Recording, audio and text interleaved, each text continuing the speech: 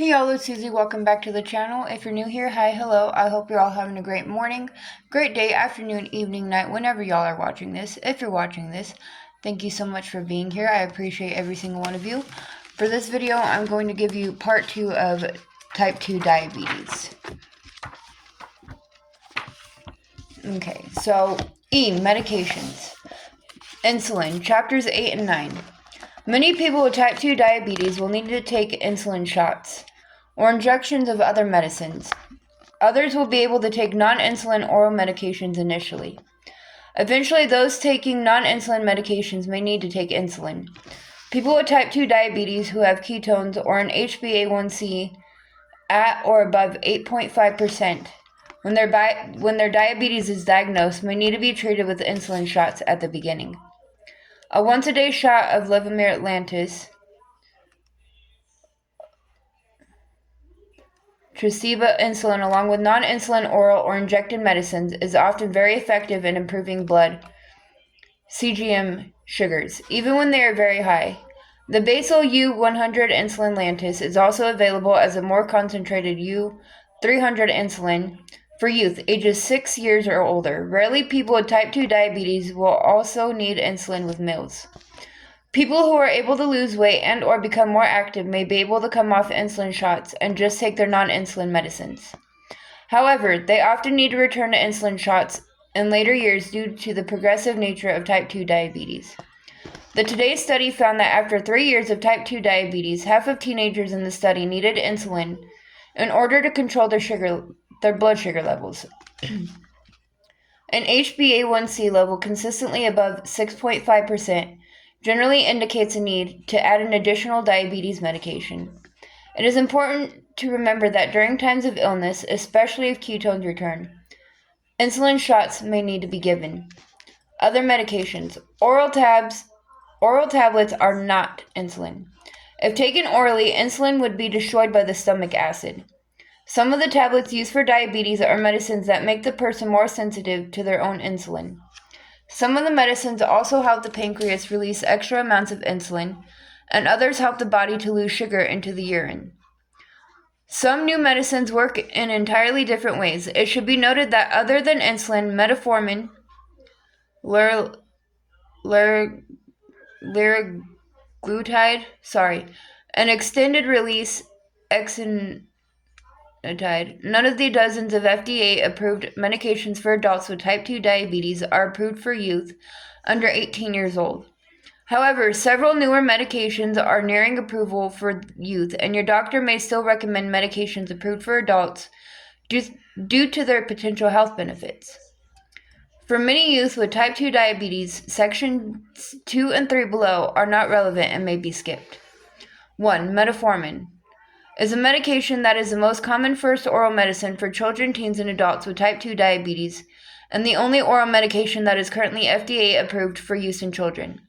Metformin is usually very effective in bringing down the HbA1c in young people with type 2 diabetes. In addition to helping to control blood, continuous glucose monitor sugar levels, and may help with weight loss. Main side effect: upset stomach, diarrhea, nausea, and bloating. These side effects can be reduced by always taking the medicine with food and increasing the dose slowly. Lactic acidosis is a very rare side effect that can occur if metformin is not stopped when a person has a stomach flu or severe illness. It can also happen during an X-ray procedure, using dyes, and during episodes of vomiting, diarrhea, pneumonia, or with lung diseases. Metformin should be stopped at these times and restarted after discussion with diabetes care team. Dosing. Start low with 500 milligrams once a day with breakfast or dinner. Take metformin with some food, usually at breakfast or dinner. After 1 week, take this dose twice a day with breakfast and dinner. After the 3rd week, take 1 tablet in the morning with breakfast and 2 tablets with dinner. The 4th week, if stomach upset is not a problem, take 2 tablets with breakfast and 2 with dinner. There is also a long-acting form of this medication. This can be taken at breakfast or dinner with the dosage gradually increased. Some people find that this has fewer stomach side effects. Metformin needs to be stopped during times of severe illness or with vomiting or diarrhea. If this continues for more than a day or two, it may be necessary to use insulin shots until the illness is over. If you do not have insulin available, you may need to ask your care team for a prescription. This is why it is so important to be checking blood CGM sugars during illness and contacting your healthcare provider if the blood CGMs are running high. 2. SGLT inhibitors and Vacana. I don't know how to say any of these words. These medications are scientifically referred to as sodium glucose linked cotransporter 2 inhibitors. They prevent sugar from being absorbed in the kidney. Instead, it flushes out in the urine. As a result, the HbA1c values may be lower and mild weight loss may occur. There is evidence in adults with type 2 diabetes that medications in this group reduce major adverse cardiac events, prevent or improve diabetic kidney disease, and also reduce all-cause mortality. Side effects are primarily genital yeast infections, urinary tract infections, and episodes of diabetic ketoacidosis. Invokana is also available combined with metformin in a medicine called Invokana. Sorry guys, I don't know how to say that. None of these medications have been approved for use in individuals under age 18. However, doctors may recommend these medications for children and teens to help prevent the need for treatment with insulin.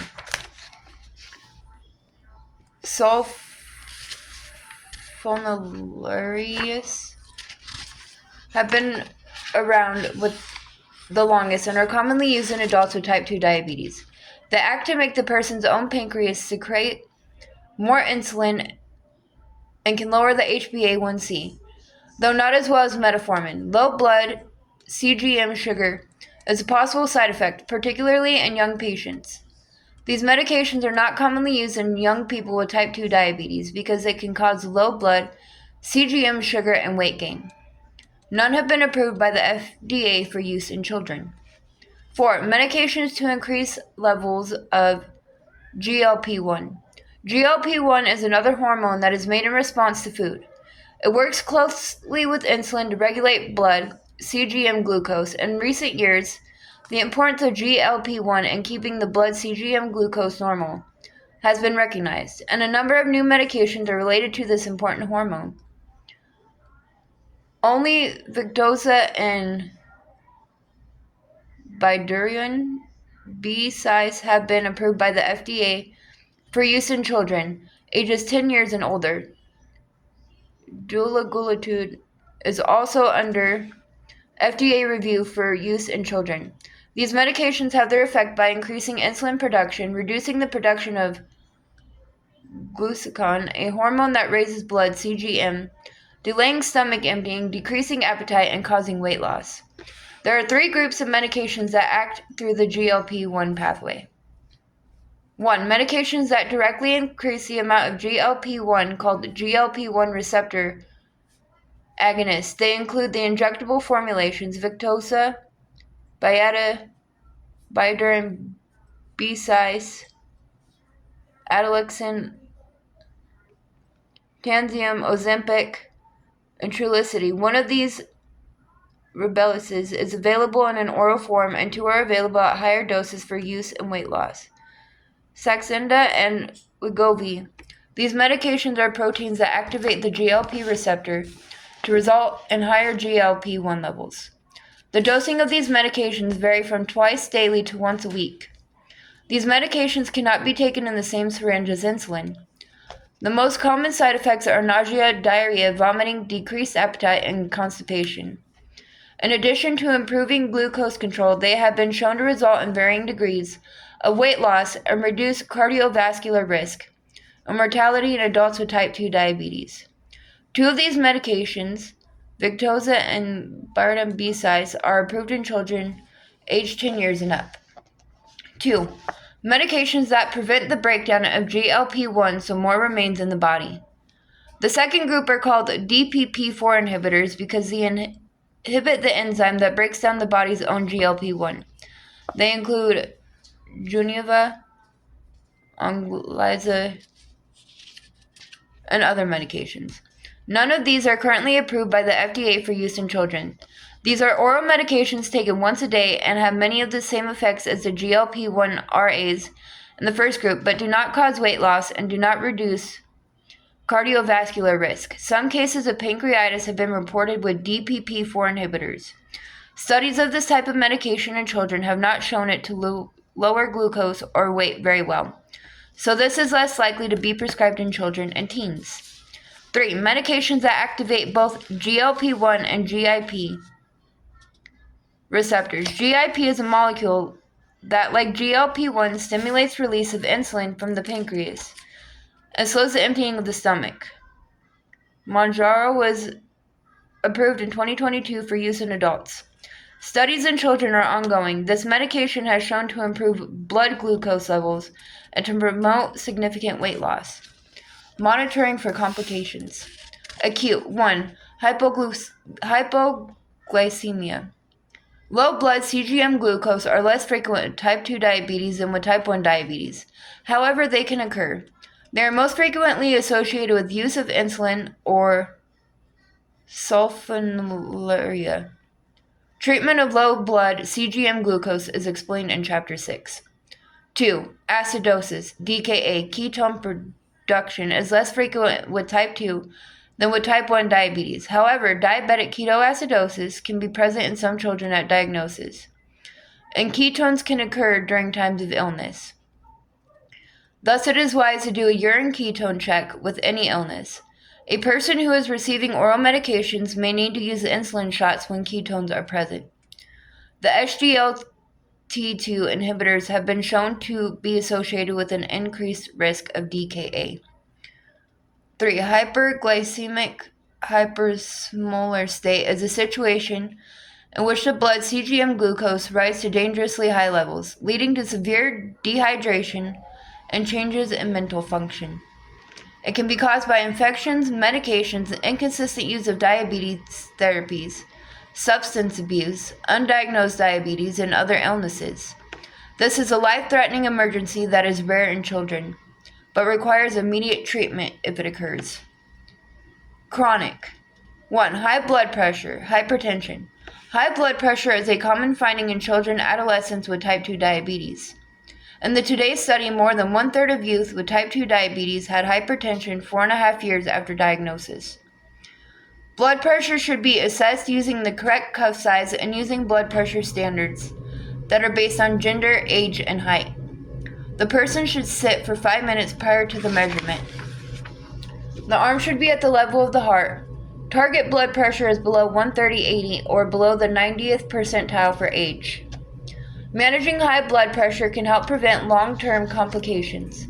When hypertension is diagnosed in children, a type of blood pressure medicine called an ACE inhibitor is commonly used. It may also have a positive effect on preventing diabetic kidney disease. Blood pressure should be monitored at each clinic visit. 2. Abnormal blood lipids.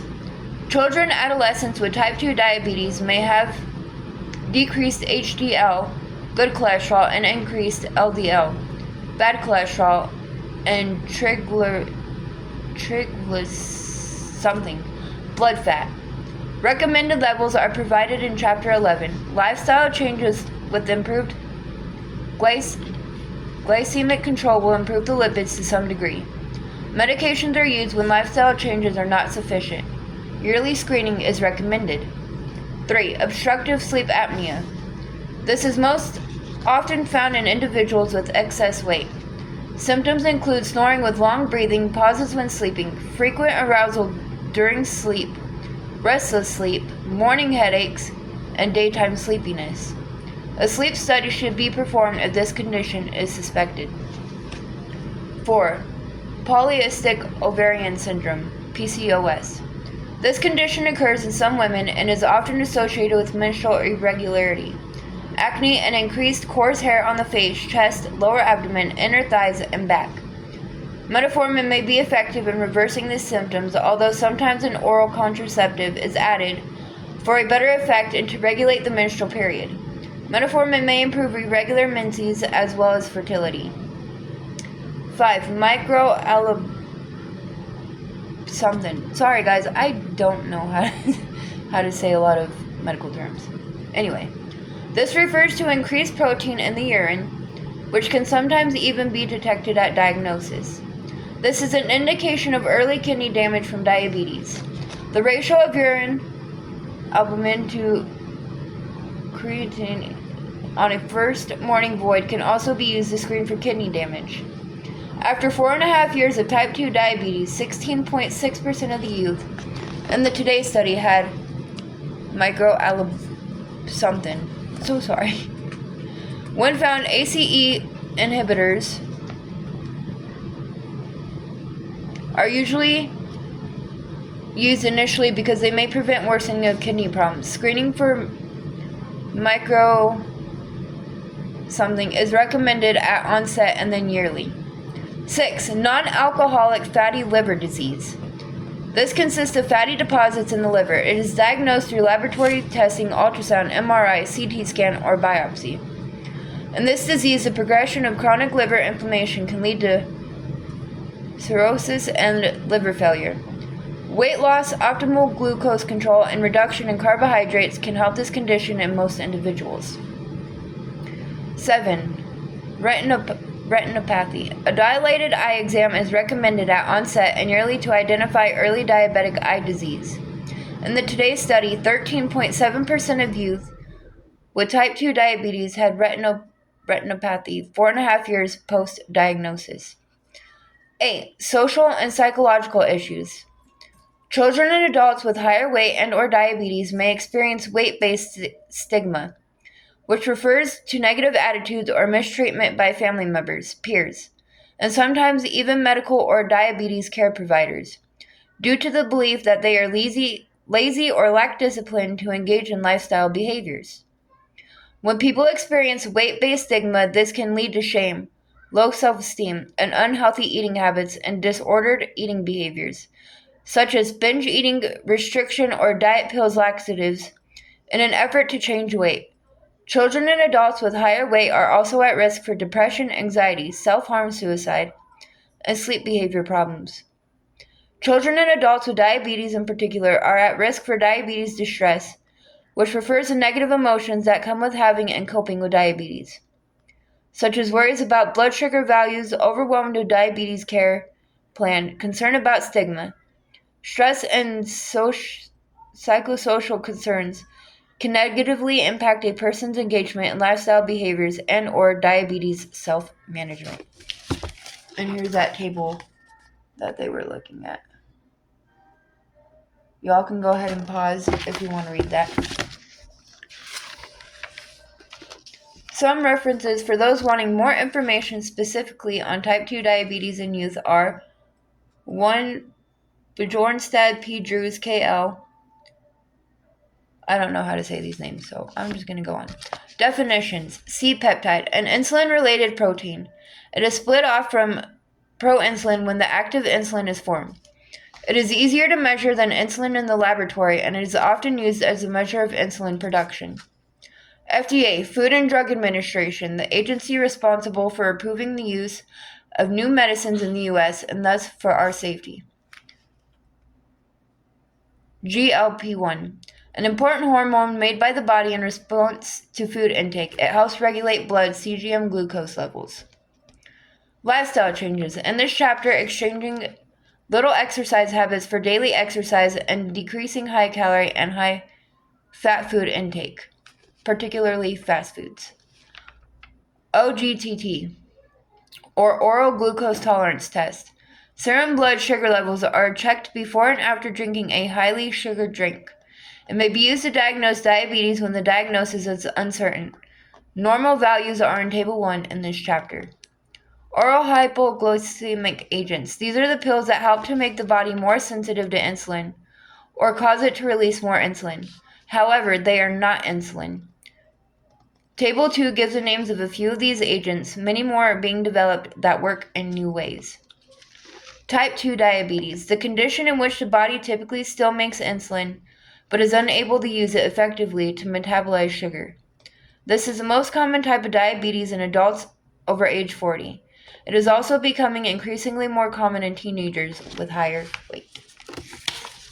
And that, my friends, is all about type 2 diabetes. I hope you all have a great rest of your morning, day, afternoon, evening, night, whenever y'all are watching this. And again, if you watch this, thank you so much for being here. I appreciate every single one of you. And I will see you guys very soon with another video. Bye, guys.